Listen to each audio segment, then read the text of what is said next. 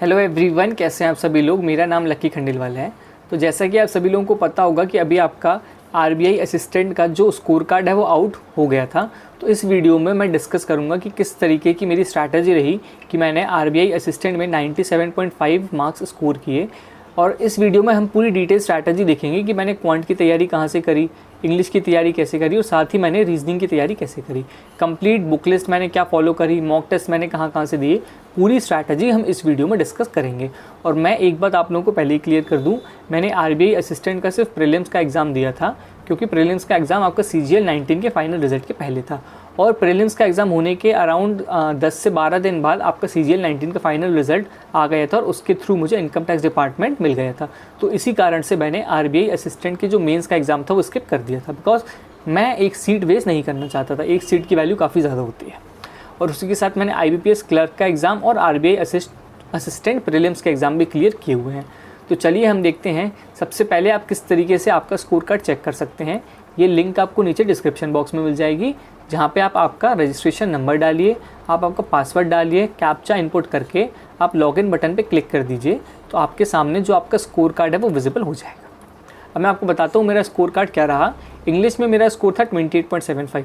मतलब सबसे ज़्यादा जो मैं शॉक हुआ वो था इंग्लिश में मेरा स्कोर देख के, क्योंकि मॉक टेस्ट में भी आप मानिए 3 से 4 क्वेश्चन तो मेरे इंग्लिश में गलत हो जाते थे। तो मतलब 28.75 इंग्लिश में एक काफ़ी अच्छा स्कोर मैं कहूँगा।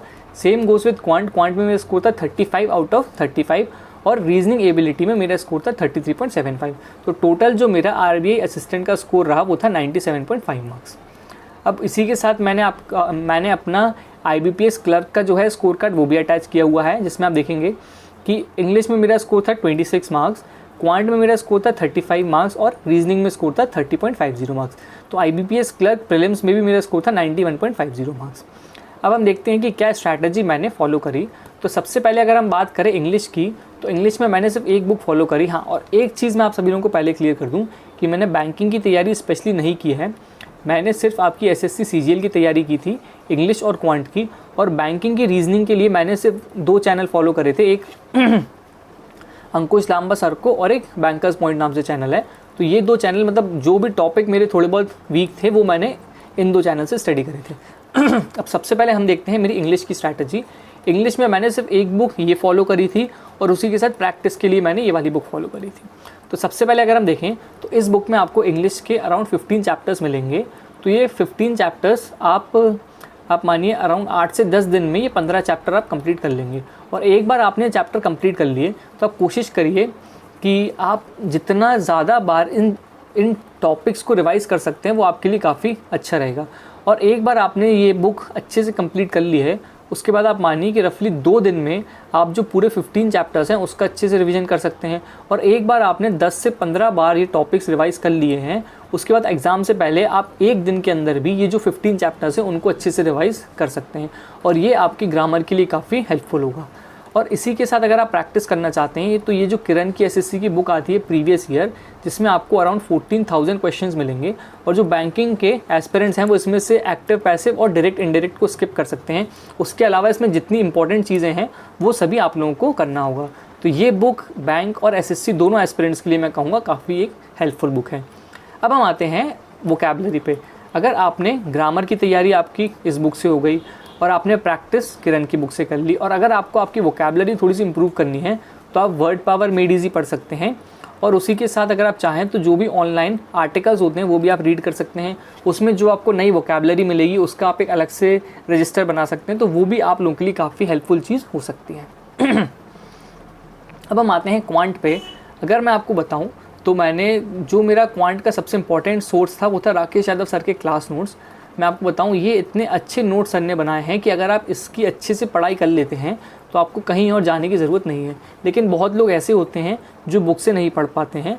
तो मैंने इस वीडियो में काफ़ी इंपॉर्टेंट टॉपिक्स जो हैं, जो मतलब यूट्यूब पे बेस्ट एजुकेटर्स के द्वारा पढ़ाए गए हैं, वो भी इंक्लूड करे हैं। तो आप क्या कर सकते हैं, एक बार आप वो वीडियो देख लें, उसके बाद आप वो टॉपिक क्लास नोट से भी पढ़ सकते हैं। और उसके बाद उस टॉपिक के क्वेश्चंस आपको ये जो किरण की बुक है इस बुक से आपको स्टडी करना होगा। तो ये थोड़ा सा पुराना एडिशन है। नए एडिशन में आपको अराउंड 14 से 15 हज़ार क्वेश्चन देखने को मिल जाएंगे। तो वहाँ से आप क्वांट की ईजिली प्रैक्टिस कर सकते हैं। तो इंग्लिश का सोर्स मैंने आपको बताया, नीतू सिंह मैम की बुक से आपने पढ़ी ग्रामर, और प्रैक्टिस करिए आपने किरण की बुक से। और वोकैबलरी के लिए आप अगर चाहें तो वर्ड पावर मेडीजी को फॉलो कर सकते हैं। अब क्वांट के लिए मैंने आपको बताया कि आप क्लास नोट्स का रेफरेंस ले सकते हैं, उसके साथ प्रैक्टिस के लिए ये जो किरण की बुक है इसको फॉलो कर सकते हैं, ठीक है। ओके, और इसी के साथ जो मैं आपको आगे वीडियो में बताऊंगा कि YouTube पे जो भी इम्पोर्टेंट एजुकेटर्स हैं उन्होंने जो इम्पोर्टेंट टॉपिक्स पढ़ा रखे हैं वो भी आप कहाँ से पढ़ सकते हैं। अब इसके अलावा कुछ भी आपको डाउट है तो आप मेरे साथ इंस्टाग्राम पे कनेक्ट कर सकते हैं। ये मेरा अकाउंट lucky_खंडेलवाल। हाँ, ये वीडियो अभी ख़त्म नहीं हुआ है, वीडियो अभी भी बहुत है आगे, ठीक है। आप चाहें तो फेसबुक पर कनेक्ट कर सकते हैं, आप चाहें तो ट्विटर पर कनेक्ट कर सकते हैं LKY फोटोग्राफी के नाम से, और आप चाहें तो टेलीग्राम चैनल भी ज्वाइन कर सकते हैं जहाँ पे जितनी भी इंपॉर्टेंट PDFs होती हैं वो आपको टेलीग्राम चैनल पर मिल जाएंगे। ओके, अब मैं आपको बताऊं कि मैंने तैयारी सिर्फ SSC की करी थी और बैंकिंग के मैंने सिर्फ मॉक टेस्ट दिए थे, बट बैंकिंग की रीजनिंग के कुछ टॉपिक्स काफ़ी इंपॉर्टेंट होते हैं जिनकी आपको पढ़ाई करना होगा। तो अगर मैं आपको बताऊं, अगर बैंकिंग में जो सबसे इंपॉर्टेंट रोल होता है वो है पजल्स का। तो ये जो अंकुश लांबा सर की सीरीज़ है जिसमें उन्होंने अराउंड 1000 पजल्स करवाई हुई हैं, और अगर ये सीरीज़ आप अच्छे से कर लेते हैं तो आप मानिए कि पजल्स का इससे बाहर कोई भी क्वेश्चन नहीं आएगा। हाँ, टाइम टेकिंग थोड़ा सा प्रोसेस हो सकता है बिकॉज आपको 1000 पजल सॉल्व करना होगा। तो पहले आपको क्या करना होगा, आप पजल देखिए, उसको सॉल्व करिए, उसके बाद आप वीडियो देखिएगा आगे। तो उस तरीके से ये जो सीरीज़ है आपके लिए काफ़ी हेल्पफुल होगी। और इसी के बाद जो नेक्स्ट इंपॉर्टेंट चैनल मैंने अपनी पढ़ाई के लिए फॉलो करा था वो था बैंकर्स पॉइंट। इनका कंटेंट भी काफ़ी अच्छा है, तो यहाँ से भी आप पढ़ाई कर सकते हैं। ओके, अब मैं आपको बताता हूँ कि बैंकिंग में मेंसुरेशन के क्वेश्चंस भी काफ़ी ज़्यादा आते हैं। मेंसुरेशन की तैयारी आप पवन राव सर के जो है यूट्यूब चैनल वहाँ से कर सकते हैं। और राकेश यादव सर ने एक परसेंटेज का वीडियो अपने चैनल पे डाला हुआ है जिस पे अराउंड 7 to 8 मिलियन व्यूज़ हैं। तो आप चाहें तो ये वाला वीडियो परसेंटेज के लिए देख सकते हैं, ये काफ़ी हेल्पफुल होगा। और उसके बाद परसेंटेज अगर आप चाहें तो एक बार राकेश यादव सर से पढ़ लीजिए और एक बार आप रेमो सर से भी पढ़ लीजिए। तो जो भी इंपॉर्टेंट चीज़ें हैं वो सब आपको यहाँ पे मिल जाएंगी। उसके बाद अगर हम आते हैं तो प्रॉफिट एंड लॉस आपका दीक्षित सर ने काफ़ी अच्छे से पढ़ा रखा है। ये जो सारी लिंक्स हैं ये नीचे आपको डिस्क्रिप्शन बॉक्स में मिल जाएंगी, तो कहीं भी आपको अलग से जाने की ज़रूरत नहीं है, ठीक है। और अगर हम कंपाउंड इंटरेस्ट की बात करें तो कंपाउंड इंटरेस्ट भी राकेश यादव सर ने पढ़ा रखा है। और प्रॉफिट एंड लॉस आपने रेमो सर ने भी पढ़ा रखा है और दीक्षित सर ने भी पढ़ा रखा है। तो आप दोनों जगह से ये चीज़ें पढ़ सकते हैं जो भी आपको सूटेबल लगे। उसके बाद मिक्सचर एलिगेशन की बात करें तो वो भी दीक्षित सर ने काफ़ी अच्छे से पढ़ा रखा है। Time and work Remo sir ने काफ़ी अच्छे से पढ़ा रखा है। और टाइम एंड वर्क के साथ पाइप्स एंड सिस्टम्स और रेशियो प्रपोर्शन ये भी रेमो सर ने काफ़ी अच्छे से टॉपिक्स पढ़ाए हुए हैं। ओके, टाइम स्पीड डिस्टेंस आपका अभिनय सर ने पढ़ा रखा है, तो ये वाला टॉपिक आप यहाँ से स्टडी कर सकते हैं। उसके बाद जो नेक्स्ट इंपॉर्टेंट चीज़ होती है वो होती है स्क्वायर, क्यूब और टेबल क्वांट में। तो अगर मैं आपको बताऊँ कि अगर आप 1 से लेके 20 तक जो टेबल्स हैं उनको अच्छे से याद कर लें तो ये आपके लिए काफ़ी हेल्पफुल होगा। स्क्वायर्स अगर आप चाहते हैं तो 1 से लेके 60 तक याद कर सकते हैं, और क्यूब अगर आप चाहते हैं तो 1 से लेके 20 तक याद कर सकते हैं। अब कुछ क्यूब 20 के बाद भी इंपॉर्टेंट कैसे होते हैं जैसे मैं आपको बताता हूँ। आप मानिए आपके पास कंपाउंड इंटरेस्ट का आया क्वेश्चन 3 ईयर्स का और आपके पास रेट परसेंट दिए 5%, तो जो ऊपर वैल्यू आएगी वो आएगी 105/100। तो मतलब जो ऊपर वैल्यू आएगी वो आएगी आपके पास 21/20। तो इसका हम कर देंगे क्यूब, तो इसमें जो आपका 21 का क्यूब होगा उसकी वैल्यू काफ़ी ज़्यादा हो जाएगी। और सिमिलरली अगर आप देखें तो अगर आपके पास 4% की वैल्यू आती है 3 ईयर्स के लिए तो ऊपर आएगा आपका 104, तो 104 हो जाएगा आपका 26/25 का क्यूब। तो इसी के साथ आपका 21 का क्यूब इंपॉर्टेंट हो गया, ठीक है। 21 का क्यूब इंपॉर्टेंट हो गया, कहाँ पे है आपका ये 21 का क्यूब इंपॉर्टेंट हो गया 5% की जब वैल्यू आई 3 साल के लिए। और 26 का क्यूब इंपॉर्टेंट होगा जब आपकी 4% की वैल्यू आई 3 साल के लिए। और अगर 6 तो 106 नहीं 7, हाँ मतलब 21 का क्यूब इंपॉर्टेंट हो गया। 23 का क्यूब जब इंपॉर्टेंट होगा जब आपके पास वैल्यू आएगी 15% 3 ईयर्स के लिए। तो 21, 23, 26 ये सारे क्यूब आपके लिए काफ़ी इंपॉर्टेंट रहेंगे। ओके, अब हम आते हैं क्योंकि काफ़ी लोग ये भी कह रहे थे कि जो मेरा स्कोर है वो फेक है और बहुत चीज़ें लोगों ने कही, तो मैंने सोचा कि जो मेरे मॉक टेस्ट में स्कोर रहते थे वो भी मैं आप सभी लोगों के साथ शेयर करूं। तो आप देखेंगे कि मॉक टेस्ट ये मैंने ऑलिव बोर्ड के लगाए थे RBI असिस्टेंट के मॉक। तो इसमें इंग्लिश में था परसेंटाइल 93, क्वांट में 99.5 और रीजनिंग में 79, टोटल था परसेंटाइल 98 मार्क्स। अब आप देखेंगे कि क्वांट में मेरा स्कोर है 28 लेकिन परसेंटाइल है 99.5। तो ऑलिव बोर्ड का जो लेवल होता है वो काफ़ी अच्छा होता है। और अगर मैं आपको बताऊं मॉक टेस्ट आपको देना है तो आप 2 प्लेटफॉर्म यूज़ कर सकते हैं, ऑलिव बोर्ड टेक्स्ट बुक, और इसके अलावा आपको कहीं जाना है तो आप अड्डा पे जा सकते हैं। और अड्डा के साथ आप ग्रेड अप जो कि अब बायजूस हो गया है वो भी फॉलो कर सकते हैं। तो मैंने तो सिर्फ 2 प्लेटफॉर्म करे थे यूज़, ऑलिव बोर्ड और टेस्ट बुक सॉरी। इसके बाद अगर आप देखें तो नेक्स्ट मॉक टेस्ट में क्वांट में परसेंटाइल था 99.6, रीजनिंग में 99.4 और ओवरऑल था 99.6। इस तरीके से मैंने अराउंड मेरे 4 से 5 जो थे मॉक टेस्ट उनके स्कोर कार्ड मैंने यहाँ पे इंक्लूड करेंगे, बिकॉज सारे इंक्लूड करना तो काफ़ी मुश्किल होगा। ओके ठीक है। अब हम आते हैं ऑलिव बोर्ड के जो मॉक टेस्ट हैं वो इतने इंपॉर्टेंट क्यों होते हैं। मैं आपको बताऊं कि जैसे ऑलिव बोर्ड की आपने मानिए आपने बैंकिंग की पूरी सीरीज़ ले ली, तो उसके बाद आपको SBI PO, IBPS PO, IBPS clerk, ESIC के आपको मिलेंगे, IBPS SO के आपको मिलेंगे, SBI CBO के आपको मिलेंगे, SBI क्लर्क के आपको मिलेंगे, LIC AAO के आपको मिलेंगे, और उसी के साथ IBPS RRB के आपको मिलेंगे, IBPS RRB असिस्टेंट के आपको, मतलब इतने सारे मॉक टेस्ट आपको मिलेंगे। और मैं अगर आपको बताऊं कि मेरी तैयारी में मैं डेली 4 से 5 जो है मॉक टेस्ट वो देता था। और वो मैं कैसे देता था कि एक मैंने क्लर्क का दे लिया, उसके बाद मैंने PO का दे लिया, उसके बाद मुझे अगर मेरी स्पीड बढ़ानी है तो वो मैंने RRB असिस्टेंट का दे लिया, RRB ऑफिसर्स का दे लिया। तो इस तरीके से मैं डेली सिर्फ 4 से 5 जो है मॉक टेस्ट वो देता ही था। इस तरीके से मैंने बैंकिंग में जो है अपनी स्पीड वो डेवलप करी। अब जैसे आप देखेंगे कि यहाँ पे हम गए SBI PO पे, तो SBI PO में आपको 2021 के भी मिलेंगे, 2020 के भी मिलेंगे और 2022 के भी मिलेंगे। तो इस तरीके से आपको 3 साल के जो है मॉक टेस्ट वो मिल जाएंगे। और अगर आप देखें प्रीलिम्स के आपको 20x3 आपके पास 60 मॉक टेस्ट हो जाएंगे। तो अगर आप SBI PO के 60 मॉक टेस्ट लगा लेते हैं और उसी के साथ आप IBPS PO के भी 60 मॉक टेस्ट लगा लेते हैं, तो जो सबसे इंपॉर्टेंट चीज़ है, जो आपकी स्पीड है, वो काफ़ी अच्छे से डेवलप हो जाएगी। उसके बाद अगर आप देखें तो IBPS क्लर्क के भी आपको मेंस के भी मिल जाएंगे, ठीक है, और आपको प्रीलिम्स के भी मिल जाएंगे, आपको सेक्शनल वाइज भी मिल जाएंगे। तो ये वाला जो ऑलिव बोर्ड का है कंटेंट, ये काफ़ी अच्छा है। ओके ठीक है। उसके बाद ये मैंने कुछ मेरे शायद IBPS के हैं स्कोर कार्ड, वो भी इंक्लूड किए हुए हैं। आप चाहें तो वीडियो पॉज करके चेक कर सकते हैं। अब आप देखेंगे यहाँ पे मेरा क्वांट में स्कोर था 33.75, बट परसेंटाइल थी 100, मतलब किसी भी स्टूडेंट के आप मानिए 35 स्कोर इसमें नहीं था। और जो ओवरऑल थी परसेंटाइल वो थी 99.9, रैंक थी 65 आउट ऑफ 57985 एस्पिरेंट्स। ओके, ये भी मैंने शायद 114 आउट ऑफ 200, ये शायद मेंस का होगा। ओके, मेंस में क्या था cut off sectional 114.25 out of 200। इसमें मेरी जो रैंक थी वो थी 225 आउट ऑफ 5781। तो इसमें भी बट GA का जो सेक्शनल कट ऑफ है वो क्लियर नहीं हुआ था। और जो क्वांट का स्कोर है वो है 47.75 आउट ऑफ 50, रीजनिंग में है 28.5, इंग्लिश में है 33.75। ओके, SBI क्लर्क मेंस, ठीक है, IBPS क्लर्क मेंस। हाँ, इसके बाद अगर मैं आता हूँ टेक्स्ट बुक पे, तो टेक्स्ट बुक का मटेरियल भी काफ़ी इंपॉर्टेंट है, मैं आपको बताऊँ। तो टेक्स्ट बुक से भी आप तैयारी चाहें तो कर सकते हैं। ओके, टेक्स्ट बुक के भी कुछ स्कोर कार्ड मैंने यहाँ पे इंक्लूड किए हुए हैं।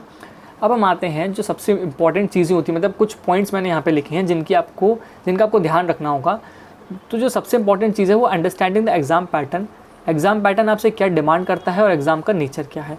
तो इसमें जो सबसे इंपॉर्टेंट चीज़ है मैं कहूँगा कैलकुलेशंस, ठीक है। कैलकुलेशन के साथ आपका ग्रामर के साथ आपकी रीजनिंग की जो पजल सॉल्विंग की एबिलिटी होती है।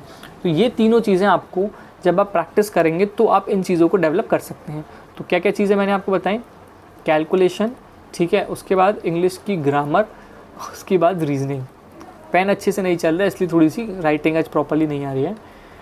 अब how many hours to study daily, मैं आपको बताऊं कि मैंने मतलब डेली बैंकिंग की अगर मैं आपको बताऊं तो मैं आप मानिए कि अराउंड 4 से 5 मॉक टेस्ट देता था। तो एक सिटिंग में मैंने 2-3 मॉक टेस्ट दे लिए, फिर मैंने एक सिटिंग में 2 से 3 मॉक टेस्ट दे लिए। और इसके अलावा मैंने बैंकिंग की तैयारी में कुछ भी नहीं किया, सिर्फ मैंने मॉक टेस्ट दिए हुए हैं। अब जैसे आप मानिए कि आपको 1000 क्वेश्चन करना है 5 दिन के अंदर, तो आप 2 घंटे डेली पढ़ के करेंगे या फिर आप 200 क्वेश्चन डेली करेंगे। तो आप जो अपनी स्ट्रैटेजी बनाते हैं वो आप टारगेट वाइज बनाइए, तो जिससे आप जो टारगेट हैं वो ईजिली अचीव कर सकते हैं, ठीक है।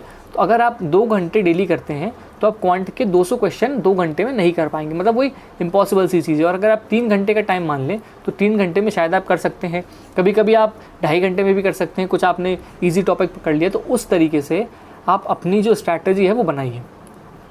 नेक्स्ट है आपको डेली के जो टारगेट्स हैं वो बनाने होंगे। आपको सेल्फ कॉन्फिडेंस अपना जो है वो बिल्ड करना होगा, बिकॉज बैंकिंग के एग्ज़ाम में भी आपको मेहनत तो काफ़ी ज़्यादा करनी होगी। और आपको जो अपनी कैलकुलेशन है वो इम्प्रूव करना होगा, वोकेबलरी इम्प्रूव करनी होगी, जो पजल सॉल्विंग है वो इम्प्रूव करनी होगी। और जो नेक्स्ट इंपॉर्टेंट चीज़ है वो learn the art of skipping.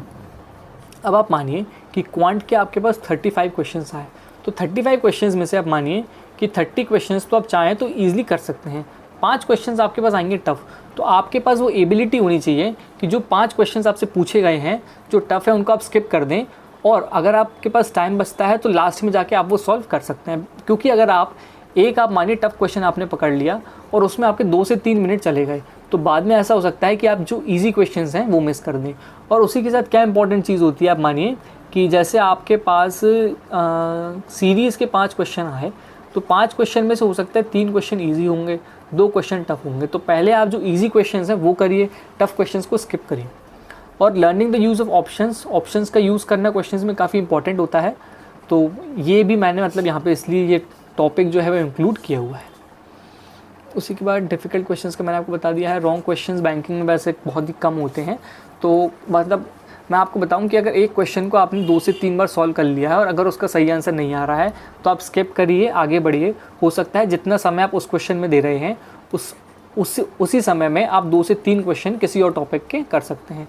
और आपका जो मेन ध्यान होना चाहिए वो होना चाहिए बेसिक्स पे रादर देन ट्रिक्स। और mock test is very necessary, मतलब सबसे इंपॉर्टेंट चीज़ मैं कहूँगा मॉक टेस्ट हैं। और जो नेक्स्ट इंपॉर्टेंट चीज़ है वो कोशिश करिए कि आप सोशल मीडिया से दूर रहेंगे, तो जितना कम डिस्ट्रैक्शन होगा उतने अच्छे से आप तैयारी कर पाएंगे। रिवीजन एक की है, रिवीजन एक सबसे इंपॉर्टेंट चीज़ है।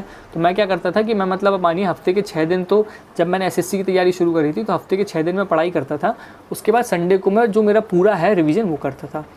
और जो नेक्स्ट इंपॉर्टेंट चीज़ है fix your time for YouTube. तो यूट्यूब पे आजकल कंटेंट इतना ज़्यादा है, तो आप क्या करिए यूट्यूब के लिए अपने जो टाइम है वो फिक्स करिए। और अगर हो सकता है तो अगर आप यूट्यूब पे जो आपको कंटेंट देखना है उसको आप ऑफलाइन कर लीजिए। तो ऑफलाइन करेंगे तो आपके पास क्या बेनिफिट होगा, जैसे आपने ऑनलाइन को चलाया तो उसमें एड्स वगैरह बहुत ज़्यादा आते हैं और नीचे रिकमेंडेशन में कुछ भी चीज़ें आ सकती हैं, तो वो सब चीज़ों से आपका टाइम बचेगा अगर आप यूट्यूब के लिए टाइम फिक्स कर लेते हैं और जो कंटेंट आपको देखना है उसको आप ऑफलाइन कर लेते हैं। नेक्स्ट है आपको कैलकुलेशंस आपकी इंप्रूव करनी होगी, और उसी के साथ जो सबसे इंपॉर्टेंट चीज़ है वो है मोटिवेटेड रहना। आप कोशिश मतलब मोटिवेटेड रहिए, बिकॉज अगर आपने मेहनत करी है तो डेफिनेटली एक ना एक दिन आपको सक्सेस तो मिलेगी ही सही। क्योंकि अगर आप देखें बैंकिंग के काफ़ी सारे एग्ज़ाम्स होते हैं, तो एक साल अगर आप अच्छी तैयारी कर लेते हैं, एक साल भी नहीं मैं कहूँगा 5 से 6 महीने में अगर आप अच्छी तैयारी कर लेते हैं तो डेफिनेटली आप बैंकिंग का कोई भी एग्ज़ाम क्लियर कर सकते हैं। हाँ, और जो नेक्स्ट इंपॉर्टेंट चीज़ है लर्न टू से नो। आपको ये चीज़ देखना होगा कि क्या आपके लिए नेसेसरी है और क्या नेसेसरी नहीं है, तो उसी हिसाब से आपको जो आपकी डेली का रूटीन है वो बनाना होगा। और डिटर्मिनेशन और पेशेंस आर द की, और have faith in the process. मैं कहूँगा कि मतलब मैं एसएससी का हूँ एस्पिरेंट, तो आप लोगों को समझना होगा कि मेरे अंदर कितना पेशेंस होगा। मानिए 2019 का जो प्रोसेस है वो 2020 से शुरू हुआ था और जो फाइनल रिज़ल्ट वो 2022 में आया है, और शायद जॉइनिंग में 2023 लग जाए। तो ठीक है, इस तरीके से आपको पेशेंस तो रखना होगा, बिकॉज बैंकिंग में भी कभी कभी क्या होता है, बहुत एस्पिरेंट्स मैंने ऐसे देखे हैं जो प्रीलिम्स का एग्ज़ाम 0.5, 0.25 इतने से मिस कर देते हैं, बट डेफिनेटली वो आगे जाके सक्सेसफुल होते हैं। ओके, अब जो नेक्स्ट इंपॉर्टेंट चीज़ में से बहुत लोग पूछते हैं कि क्या आपको द हिंदू रीड करने की ज़रूरत है, तो मैं कहूँगा कि अगर आप द हिंदू रीड करने में कंफर्टेबल हैं तो आप रीड कर सकते हैं, अदरवाइज़ आप इंडियन एक्सप्रेस रीड कर सकते हैं। इंडियन एक्सप्रेस के अलावा आप टाइम्स ऑफ इंडिया रीड कर सकते हैं। ये दोनों जो न्यूज़पेपर्स हैं वो भी आप रीड कर सकते हैं। हाँ, नीतू सिंह मैम की जो नीतू सिंह मैम की वॉल्यूम 1 है वो ग्रामर के लिए मैं कहूँगा सफिशिएंट बुक है। उसके अलावा मैंने कहीं से भी ग्रामर की तैयारी नहीं की है, तो आप चाहें तो उस बुक को फॉलो कर सकते हैं, और प्रैक्टिस आपको करना होगा किरण की बुक से।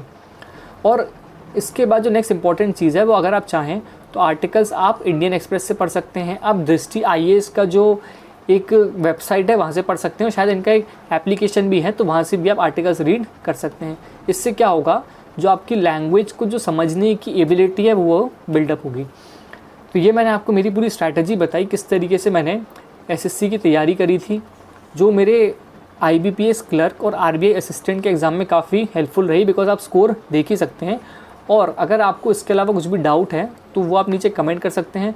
वीडियो को लाइक करिए, चैनल को सब्सक्राइब करिए। Thank you very much. और अगर आप कुछ भी ऐसा डाउट है जो आप कमेंट नहीं कर सकते हैं तो आप चाहें तो मेरे से इंस्टाग्राम पे कनेक्ट कर सकते हैं और फेसबुक पे कनेक्ट कर सकते हैं, और फेसबुक पे आपको व्हाट्सएप का नंबर भी मिल जाएगा, तो आप इजीली वहाँ से कनेक्ट कर सकते हैं। Thank you very much.